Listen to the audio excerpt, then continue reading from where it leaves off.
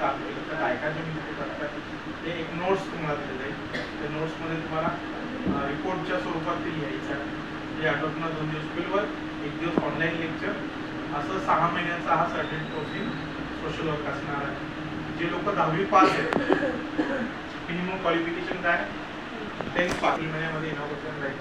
Inauguration अलिबागला असणार, तर त्यावेळेस तुमच्या आधार नोट्स दिल्या जातील. हा कोर्स कसा असेल हे सगळं समजून सांगितलं. एकदा तुम्हाला समजून सांगितलं गेलं की पुढच्या 6 महिन्यात आठवड्यातून 1 दिवस फक्त काय असणार ऑनलाईन लेक्चर, 2 दिवस स्कूलवर तुमच्या तालुक्यामध्ये तुमच्या घरात, आणि एक्झाम इथे खारघरला असणार. कुठे?